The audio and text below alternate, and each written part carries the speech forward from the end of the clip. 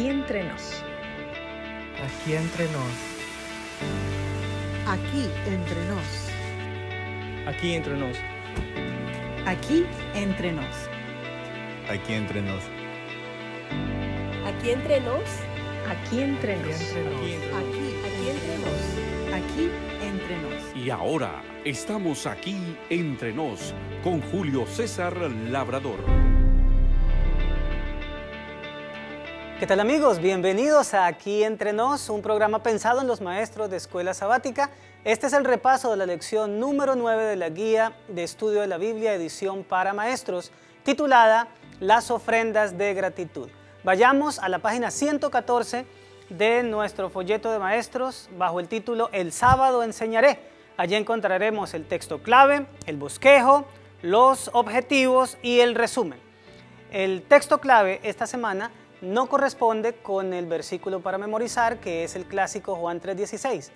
En esta ocasión tenemos 2 Corintios 9, 6 y 7, en donde la frase clave es cada uno de como propuso en su corazón.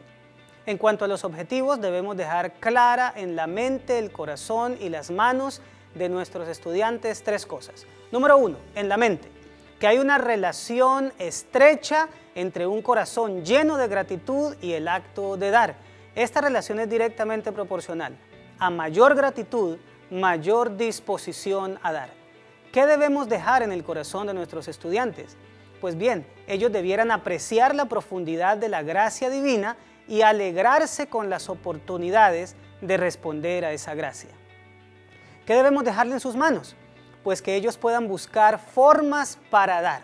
Esa será la tarea de esta semana. Entremos ahora al ciclo del aprendizaje. Antes de comenzar con la sección motiva, debemos dejar claro el pensamiento clave. Este pensamiento tiene que ver más o menos con lo siguiente. Dios fue el primero en ofrendar. ¿Qué ofrendó? A Jesús, el Cordero de Dios que quita el pecado del mundo, la ofrenda por el pecado. Como Dios fue el primero en ofrendar, para nosotros los que hemos sido convertidos, el acto de ofrendar debe ser el que mayor felicidad nos debe proporcionar. Ahora sí comencemos con la sección motiva. Esta sección busca responder la pregunta ¿por qué es importante esta lección para mí? Quiero sugerirles que en una hoja de papel escriban en 2 columnas un par de títulos. El dador alegre y el dador mezquino. Como ustedes pueden ver, yo puse una cara sonriente con el dador alegre, una persona llena del Espíritu Santo, del fruto del Espíritu de Dios, mientras que en el dador mezquino puse una cara triste, una cara enojada, una persona que no está poseída por el Espíritu de Dios, tal vez por otro espíritu. Muy bien, con esto en mente, lo siguiente que debemos hacer es entregarle a cada miembro de la clase 1 o 2 papelitos con algunos adjetivos que van a describir ya sea al dador alegre o al dador mezquino. Y pídanles que coloquen sobre el lugar que corresponda su papelito. Al final debe quedar algo más o menos como lo que te vamos a mostrar a continuación. Con esto en mente, nuestros alumnos están listos para entrar en materia en esta lección y continuar con la sección Explora. La sección Explora responde a la pregunta ¿qué necesito conocer de la palabra de Dios? Y es el aspecto de contenido de la lección de esta semana. El comentario de la Biblia nos recomienda dividir la lección en 2 aspectos, los diezmos y las ofrendas y el frasco de alabastro. Vamos con la parte número 1, los diezmos y las ofrendas. Me gustaría que le hicieras una pregunta a los alumnos para entrar en materia en cuanto a los aspectos cognitivos. La pregunta es, ¿acumular es bueno o es malo? Deja que la gente hable. Deja que se exprese, que diga, no, acumular es bueno por esto y por esto, o acumular es malo por estas y estas razones. Después de eso, invítalos a leer Mateo, capítulo 6, versículos 19 al 21. No os hagáis tesoros en la tierra, donde la polilla y el orín corrompen, y donde los ladrones minan y hurtan, sino haceos tesoros en el cielo, donde ni la polilla ni el orín corrompen, y donde los ladrones no minan ni hurtan, porque donde esté vuestro tesoro, allí estará también vuestro corazón. Pues bien, el verso que acabamos de leer nos indica claramente que Dios sí está interesado en que acumulemos. Él nos dice que hagamos tesoros, pero en el cielo. Y nos da las razones por las cuales debemos dar esos o acumular esos tesoros en el cielo. Ahora pregunta, ¿cómo podemos nosotros acumular tesoros en el cielo? Y deja nuevamente que la clase participe, comparta, se exprese. Cuando terminemos esta parte, entremos a leer el versículo de Primera de Pedro, capítulo 4, versículo 10. Cada uno, según el don que ha recibido, ministrelo a otros conforme a buenos administradores de la multiforme gracia de Dios. Y aquí es donde quiero remarcar la frase, buenos administradores de la multiforme gracia de Dios. Y hagamos el siguiente ejercicio en la clase. Tomemos palabra por palabra de la frase. Comencemos por gracia. Después la pequeña frase de Dios, posteriormente multiforme, luego administradores, luego buenos, y permitamos que en cada caso las personas den el significado o sinónimos de cada palabra. Vamos a hacer el ejercicio nosotros en este momento. Más o menos lo que debiéramos decir es algo como lo siguiente. Gracia es un regalo inmerecido de Dios, algo que se recibe sin haber hecho méritos para obtenerlo. De Dios, esa expresión de Dios significa que pertenece a Dios o proviene de Dios. Multiforme es algo que tiene múltiples formas que se manifiesta de diferentes maneras. Administradores, esa es otra palabra para decir mayordomos, la palabra clave de este trimestre en la lección de escuela sabática. También pueden ser gerentes, apoderados, etc. Buenos. Buenos significa calificados, excelentes, fructíferos. Así que buenos administradores de la multiforme gracia de Dios es más o menos ser mayordomos calificados, fructíferos y excelentes del don o regalo inmerecido que Dios nos da y que no nos hemos ganado con nuestros méritos y que se manifiesta de diferentes maneras en nuestra vida. Administradores de la multiforme gracia de Dios significa que la gracia de Dios no solo se manifiesta en la salvación, sino en muchos aspectos de la vida y que nosotros debemos ser los mayordomos, pero bien calificados, bien fructíferos de esa gracia de Dios multiforme que se nos manifiesta. Después de hacer este análisis de la sección Los diezmos y las ofrendas, vamos a la parte número 3, que en mi opinión es la más importante de la sección. Y es, ¿qué diferencias nosotros encontramos entre el diezmo y la ofrenda? Y para eso vamos a tener que ayudarnos de diferentes textos, pero antes de entrar en ellos, deja que la gente diga, bueno, yo creo que el diezmo y la ofrenda se diferencian en esto, en aquello, en lo otro. Yo encuentro una diferencia entre el diezmo y la ofrenda en este aspecto, otro dirá en este otro. Incítalos para que ellos den sus opiniones y después de eso, con los siguientes textos bíblicos, vamos a construir algo que va a ser sin duda algo supremamente interesante. En primera instancia, lleguemos a Levítico capítulo 27, versículos 30 al 34. El diezmo de la tierra, así de la simiente de la tierra como del fruto de los árboles, de Jehová es cosa dedicada a Jehová. Si alguno quisiere rescatar algo del diezmo, añadirá la quinta parte de su precio por ello. Y todo el diezmo de vacas o de ovejas, de todo lo que pasa bajo la vara, el diezmo será consagrado a Jehová. No mirará si es bueno o malo, ni lo cambiará. Y si lo cambiare, tanto él como el que se dio en cambio serán cosas sagradas, no podrán ser rescatadas. Aquí se nos dicen algunas cosas muy interesantes del diezmo. Primero, que es de Dios, que le pertenece a él. Que en los aspectos agrícolas el diezmo es la 10ª parte de la cosecha, pero en los aspectos de ganadería el diezmo es el animal número 10 que pasa bajo la vara. Déjeme explicar esto un momento. Cuando se llevaban los animales al corral, debían entrar por una pequeña puerta que tenía una vara levantada. Cuando se iba a dar el diezmo, el dueño del rebaño debía dejar que entraran los primeros 9 animales y cuando el 10 iba a pasar, debía bajar la vara y colocarlo aparte. Eso es lo que significa que el 10º que pase bajo la vara será consagrado a Jehová. Es muy interesante saber lo siguiente: ese 10º animal, no importa si estaba saludable o enfermo, si tenía algún defecto físico o si era perfecto físicamente hablando, ese animal debía entregarse como diezmo para el Señor. Y ahora vamos a encontrar una diferencia radical entre él como diezmo y la ofrenda. Vamos a leer 2 de Reyes, capítulo 12, versículos 4 y 5, para encontrar la primera diferencia enorme entre el diezmo y la ofrenda. Y Joás dijo a los sacerdotes: todo el dinero consagrado que se suele traer a la casa de Jehová, el dinero del rescate de cada persona según está estipulado, y todo el dinero que cada uno de su propia voluntad trae a la casa de Jehová, recíbanlo los sacerdotes. Note usted que estamos hablando ya no del diezmo, sino de la ofrenda, y se nos menciona que ya no es un asunto que se da porcentualmente exacto, un porcentaje como el 10%, sino que aquí es todo el dinero que traiga cada uno de su propia voluntad.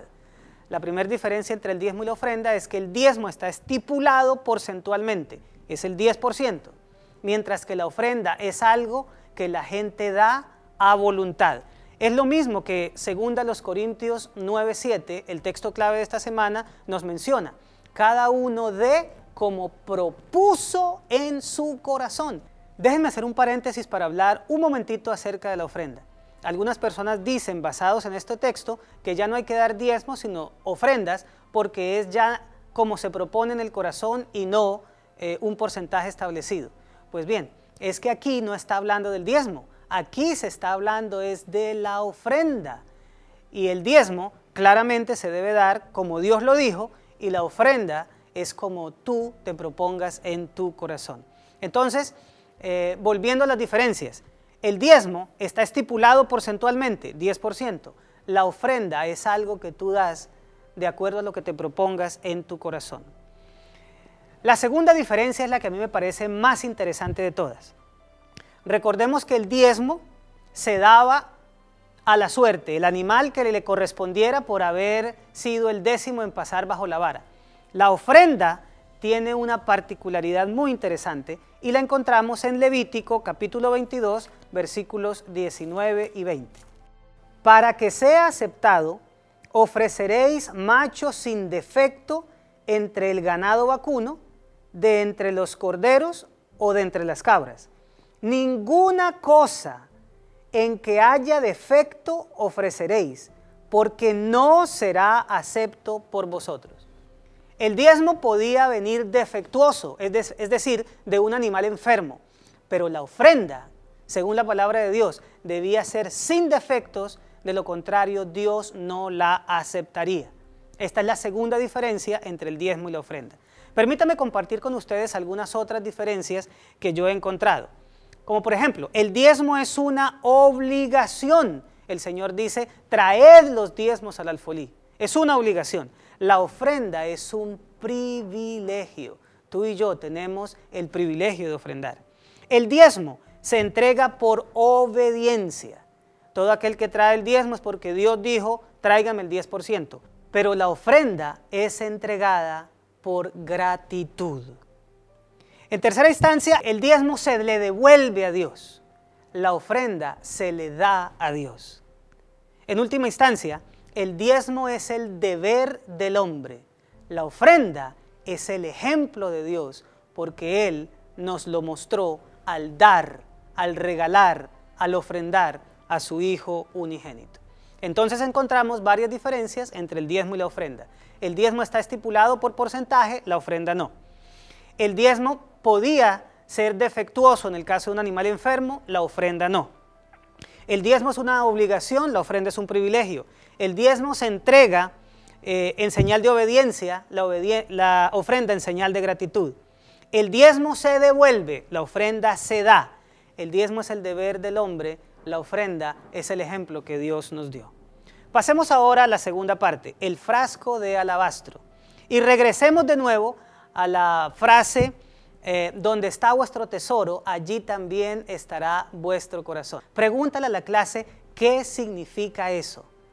¿Qué le comunica a usted la expresión donde está vuestro tesoro, allí también estará vuestro corazón? Y permite que la clase participe en el significado de esto. Posteriormente quiero invitarles para que lean en la clase, aquí no lo vamos a hacer, Lucas 7 del 37 al 47, 10 versículos muy interesantes en los que se nos muestra a la mujer que trajo el perfume en un frasco de alabastro y lo derramó a los pies de Jesús. Recuerden que Simón el leproso había ofrecido una fiesta, que la mujer había tratado de pasar desapercibida y en cierta medida lo había logrado hasta que quebró el frasco de alabastro y entonces la fragancia llenó la casa.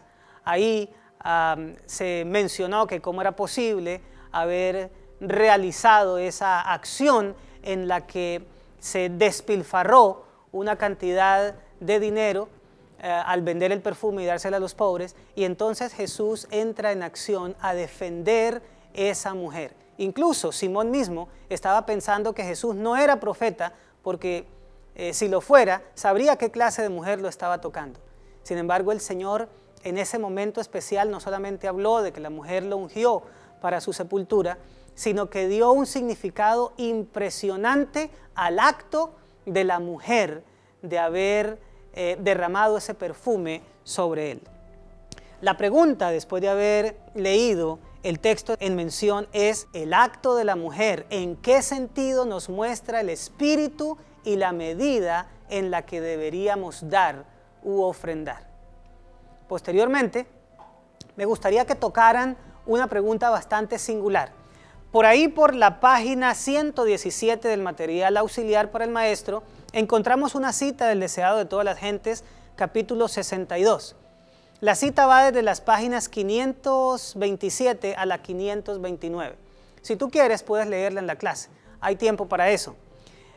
Pero la pregunta tiene que ver con el último párrafo de esa lectura.